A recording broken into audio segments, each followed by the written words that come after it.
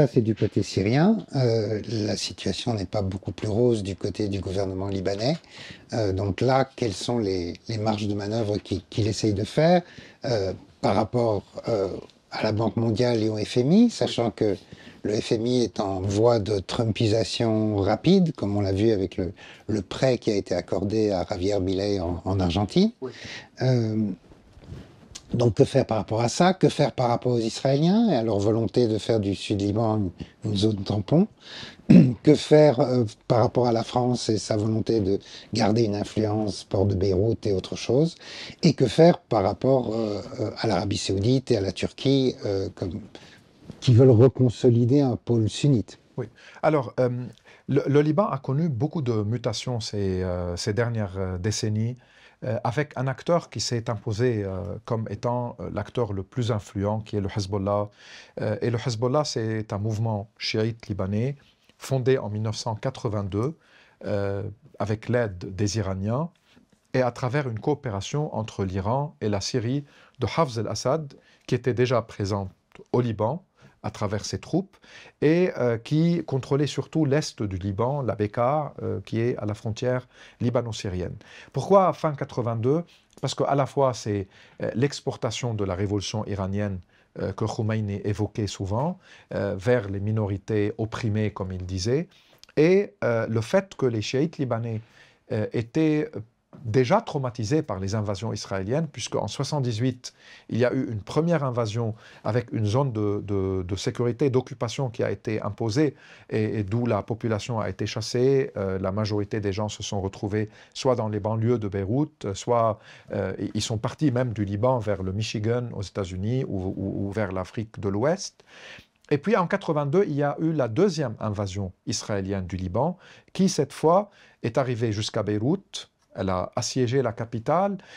L'OLP, ou l'Organisation de la libération de la Palestine, qui était présente au Liban dans la solution qui a été trouvée par les émissaires américains, va quitter le pays, et l'OLP va être entre la Tunisie, ses combattants répartis dans plusieurs pays arabes, et la gauche libanaise, qui était l'alliée des Palestiniens et qui était assez présente dans les milieux chiites libanais, s'est fut extrêmement affaiblie. Donc la montée de Hezbollah répondait à la fois à un certain vide politique oui, sociopolitique chez la communauté chiite libanaise, notamment du sud et de la Bekaa, et en même temps, c'est une réponse à la volonté iranienne d'exporter la révolution. L'évolution du parti a connu plusieurs phases, mais finalement il s'est imposé avec aussi le progrès de l'hégémonie iranienne dans la région, ou de l'influence iranienne dans la région. Il s'est imposé au Liban comme le premier parti politique, avec en plus une branche armée qui était puissante, disciplinée, et qui a mené plusieurs guerres avec les Israéliens, jusqu'à la dernière guerre, qui a été par contre une déroute militaire qui les a extrêmement affaiblis pour maintes raisons. Mais avec cet affaiblissement, un certain rééquilibrage a eu lieu dans la scène politique libanaise, à savoir le système confessionnel au Liban, qui a été conçu sous le mandat français, mais qui a été renforcé après avec l'indépendance, stipule toujours des quotas entre les représentants des communautés. Donc même si un parti est plus puissant que les autres, il ne peut pas dépasser la représentation au sein de sa propre communauté. Ce qui fait qu'on a, par exemple, le président de la République doit toujours être chrétien maronite, le Premier ministre toujours musulman sunnite, le chef du Parlement toujours musulman chiite. Et puis, au sein de chaque institution, c'est toujours 50%, 50%. Peu importe la démographie, 50% de chrétiens, 50% de musulmans. Et puis, chez les chrétiens, il y a aussi des quotas pour les chrétiens maronites, les chrétiens catholiques, les chrétiens orthodoxes, les arméniens catholiques et les arméniens orthodoxes, les protestants et les minorités chrétiennes de la région. Il y a 12 ou 13 églises chrétiennes différentes au Liban. Puis chez les musulmans, c'est entre les sunnites et les chiites à égalité, avec des parts pour les druzes, qui sont au Liban à peu près 5% de la population, et les druzes ne sont qu'au Liban, en Syrie, et ils étaient en Palestine, donc ils sont devenus des citoyens d'Israël maintenant. Cette communauté, elle est assez soudée dans un sens de son identité, bien que ouverte culturellement, mais il y a une identité druze qui crée des liens et des attachements. Et puis il y a une toute petite minorité alawite au Liban qui est représentée aussi au Parlement. Le rééquilibrage entre ces communautés-là fait qu'aujourd'hui, avec l'affaiblissement de Hezbollah, les quotas fonctionnent d'une manière, disons, qui ressemble plus à la Constitution. On peut être très critique de la Constitution libanaise et de ce système de quotas, mais il y a un retour à la Constitution, parce qu'avec la puissance de Hezbollah et son excès de puissance, en fait, de force, il pouvait paralyser les institutions. Il ne peut pas imposer toujours ce qu'il souhaitait, mais il paralyse. S'il n'est pas content du possible résultat de l'élection présidentielle, parce que le président est élu au sein du Parlement, il peut boycotter la séance parlementaire avec ses alliés, et tant qu'il n'y a pas de quorum, il n'y a pas d'élection. Donc on a connu des phases, pas seulement Hezbollah, mais les autres le font aussi, où pendant 1 an et demi, 2 ans, il n'y a pas de président de la République, faute de quorum au sein du Parlement. Il y a certaines décisions au Liban qui ne peuvent pas être prises qu'avec la majorité des 2 tiers, pour rassurer les minorités religieuses qu'elles ne vont pas être exclues. Donc il suffit d'1 tiers plus 1 pour tout bloquer. Et ils ont bloqué énormément de décisions gouvernementales et le gouvernement était inefficace pendant très longtemps. Ce qui a changé maintenant, c'est que le gouvernement, personne n'a le tiers plus 1. Personne ne peut bloquer aujourd'hui des décisions du gouvernement. Au sein du Parlement, il y a comme un accord, gentleman agreement, mais qui est pour le moment respecté, que personne n'a le droit de boycotter une séance parlementaire et donc d'empêcher la tenue de cette séance et le vote qui peut avoir lieu. Il y a eu une élection d'un nouveau président, il y a eu la formation donc d'un nouveau gouvernement, et ce nouveau gouvernement a un bloc qu'on appelle réformiste, qui veut faire progresser les choses au niveau de l'indépendance du système judiciaire, parce que la question de la justice au Liban est très importante. Non seulement il y a une impunité par rapport à la corruption, par rapport au clientélisme qui s'est installé pendant des années, mais il y a aussi une impunité, par exemple, par rapport à l'énorme explosion du port de Beyrouth en août 2020. C'est la 2e plus grande explosion non nucléaire de l'histoire, qui a ravagé une partie de la ville, qui a tué des centaines de personnes, déplacé des dizaines de milliers, et jusqu'à maintenant, il n'y a pas eu une véritable enquête, il y a toujours eu des problèmes. Maintenant, ça commence à avancer. Donc, il y a le chantier de la justice, et le gouvernement est en train de travailler, je pense, correctement là-dessus. Il y a la question de l'administration, qui ne fonctionnait plus correctement, comment la renouveler, et comment la renouveler sans clientélisme, en mettant des mécanismes de choix des candidats et des personnes qualifiées pour occuper les postes au sein de cette administration.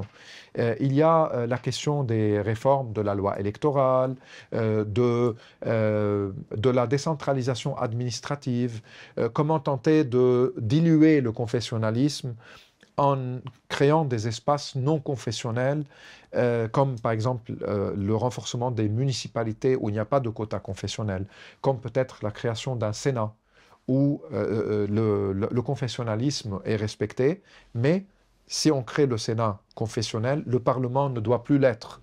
Donc il devient ouvert à tous les citoyens et citoyennes. Sur ces niveaux-là, il peut y avoir des progrès et le gouvernement est en train de travailler sérieusement.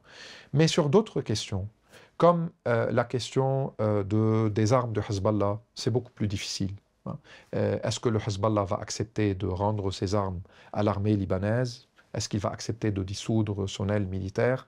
Pas sûr, parce qu'il dit que tant que l'occupation israélienne persiste, on ne va pas abandonner l'hypothèse d'une lutte armée et donc les armes. Sur la question de l'occupation du Sud-Liban, est-ce qu'il peut avancer ce gouvernement? Non, parce que les Israéliens refusent de quitter sans condition. Et parce qu'ils continuent à mener des raids aériens, y compris sur la banlieue sud de Beyrouth, donc à quelques kilomètres de la capitale, pour montrer qu'ils sont les maîtres du jeu et qu'ils ont une suprématie totale et qu'ils peuvent faire ce qu'ils veulent jusqu'à ce que le Liban accepte toutes les conditions américaines, y compris, encore une fois, une normalisation avec Israël, donner des ultimatums pour Hezbollah pour désarmer, sinon aller vers l'affrontement avec le parti chiite, ce qui serait une catastrophe évidemment pour le Liban, mais c'est l'une des conditions israéliennes qui sont retenues par les Américains. Donc ça, c'est un chantier ou un dossier très difficile à gérer. Et avec cela, il y a tous les déplacés de la dernière guerre qui sont à majorité chiite. Donc il y a chez la communauté chiite une frustration et une amertume après la défaite, et puis le déplacement et les destructions. Et si ça s'installe dans la durée, ça peut avoir beaucoup de tensions et avoir beaucoup de conséquences sur le tissu social libanais et sur la vie politique au Liban. Et puis il y a la question économique. Il y a aujourd'hui au Liban un lobby qui est celui des banques privées, responsable en partie de la faillite économique et de la faillite des banques même du pays. Et ce lobby-là veut préserver tous les acquis des propriétaires des banques et des conseils d'administration des banques qui ont accumulé pendant des années des milliards de dollars de gains. Ils les ont probablement transférés à des banques à l'étranger, tandis que les clients des banques ont perdu leur argent. Et le lobby des banques ne veut pas des réformes qui sont proposées par la Banque mondiale et le FMI et proposées avant sa phase de trumpisation rapide qu'on connaît aujourd'hui. Donc pour les réformateurs du gouvernement libanais, ils s'appuient sur les demandes de la Banque mondiale et du FMI pour faire face au lobby des banques privées et du gouverneur de la Banque centrale récemment élu ou choisi au Liban pour restructurer le système bancaire, pour obliger les propriétaires des banques et les conseils d'administration et les grands banquiers de partager une partie de leurs profits et des gains qu'ils ont accumulés, et pour en finir avec le secret bancaire au Liban et savoir pendant les dernières 10 années quelles transactions ont eu lieu, où est parti l'argent, qui a transféré de l'argent vers des banques à l'étranger, que ce soit au niveau de la classe politique, au niveau des banquiers eux-mêmes, au niveau d'hommes d'affaires puissants, ce qui a contribué à l'effondrement du système bancaire. Où est l'argent des clients de ces banques et comment restituer, peut-être pas tout l'argent, parce qu'il y a une partie qui est perdue, comment restituer une partie aux clients, aux Libanais, et qui va payer la différence, la perte, qui va l'assumer, l'État, les banquiers eux-mêmes, les clients vont sacrifier une partie de leurs dépôts, comment faire avec tout cela, et comment stabiliser de nouveau la livre libanaise. Avant 2019, chaque 1500 livres faisait $1. Aujourd'hui, chaque 90 000 livres font $1. Donc 1500 livres, $1, 90 000 livres, $1. Ça montre à quel point en 4 ans, 5 ans, la faillite était tragique. Et sachant qu'avant la guerre civile au Liban, chaque 3 livres faisait $1. Donc l'inflation a toujours été... ma génération, moi j'ai connu tous les prix. J'ai connu les 3 livres, les 4 livres, après il y a eu 15, puis 20, 40... jusqu'à 2000, puis 1500, et là, on est arrivé à 100 000 avant de redescendre à 90 000. Et avec cela, tout change dans la tête, dans la conception des prix, de l'inflation. Et donc, sur ce dossier-là, le gouvernement libanais, il peut prendre des initiatives, mais il attend l'aval de la Banque mondiale et du FMI, et puis surtout l'aide économique. La France peut jouer un rôle, oui, parce que la France, il y a tous les liens historiques, parce que les Français veulent une présence dans l'est de la Méditerranée. C'est pour ça que la Syrie peut leur être aussi utile, le port de Latakia avec le port de Beyrouth et le port de Tripoli entre les deux. Il y a récemment, à 2 reprises, le président français a contacté à la fois les présidents libanais et syriens, mais aussi les responsables chypriotes et grecs, afin de trouver comme une coopération dans cette zone-là. Et s'il est vrai qu'il y a beaucoup de gaz dans cette zone également, juste en face des côtes libanaises, syriennes, chypriotes, comme israéliennes, comme en face de Gaza, donc du côté palestinien, quel genre de coopération, quel genre de présence française il va y avoir lieu. Puis si jamais il y a le début d'une reconstruction, connecter Beyrouth, son port, comme dans les années 50, 60, jusqu'à le début de la guerre. De Beyrouth à Bagdad, en Irak, ça peut être une ligne directe. Et je sais que les Français ont beaucoup de projets et beaucoup d'ambitions en Irak, qui a un potentiel économique énorme, et via la Jordanie vers les pays du Golfe, ou aussi en Arabie Saoudite, il y a beaucoup d'ambitions françaises aujourd'hui. Donc ça devient de nouveau stratégique si les choses se calment et si Liban, Syrie, Jordanie, ça fonctionne, ou Liban, Syrie, Irak, ça fonctionne. Maintenant, la Turquie, comment elle apprécie ou elle analyse tout cela? Les Turcs savent qu'ils sont là, ils ont des liens, ils ont une présence économique forte.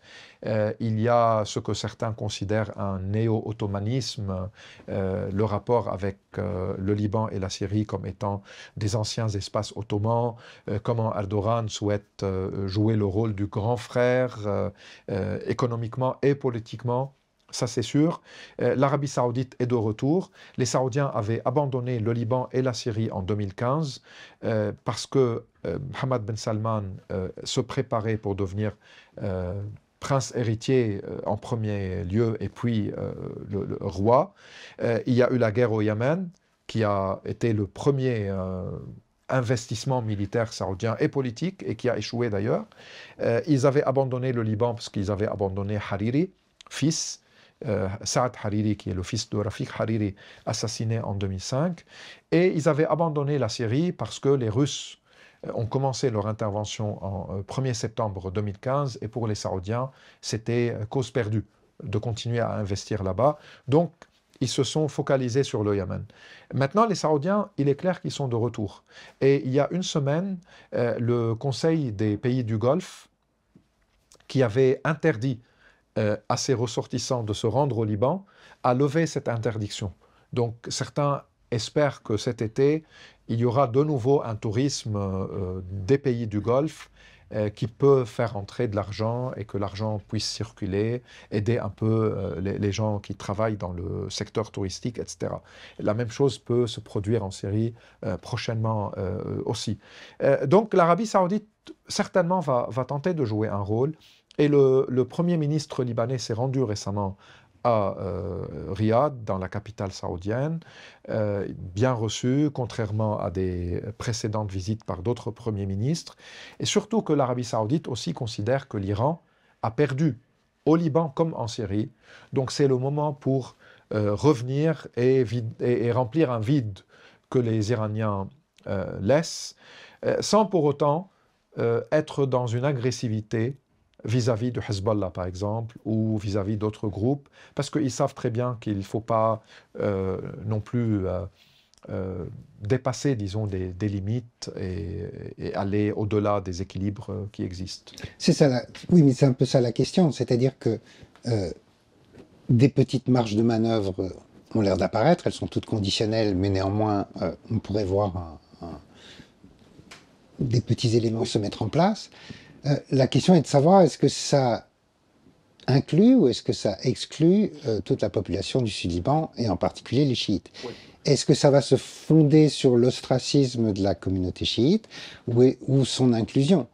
Vu les pressions israéliennes et américaines, on pencherait plutôt pour la première solution. Oui, mais c'est impossible d'exclure la communauté chiite, à la fois vu son poids démographique, comme on a dit, 35, 36, 37 peut-être % de la population libanaise.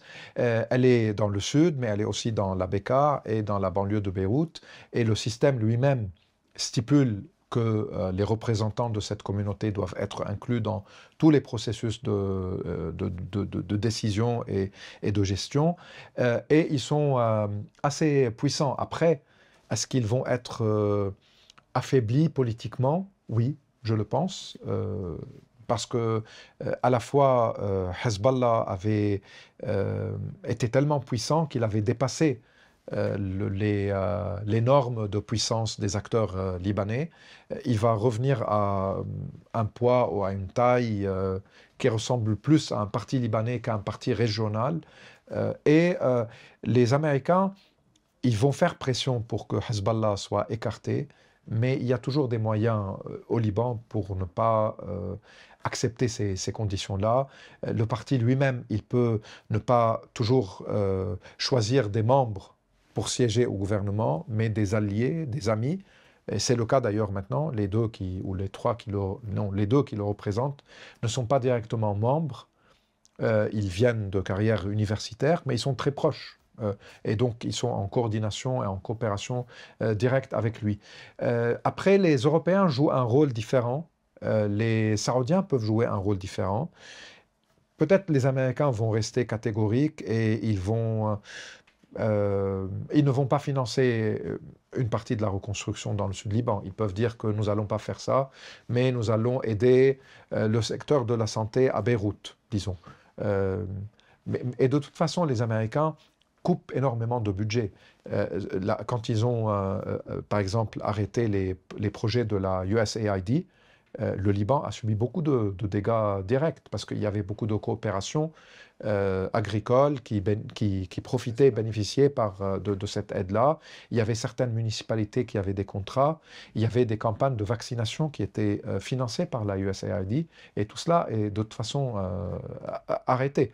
Et je ne vois pas un énorme package américain d'aide économique de toute façon. Ils ont changé d'approche, de stratégie. Les Libanais comptent surtout sur les Saoudiens et les pays du Golfe et sur les Européens. Mais pour que cela soit possible, il faut que les Américains aussi, je ne vais pas dire l'acceptent, mais ne l'interdisent pas.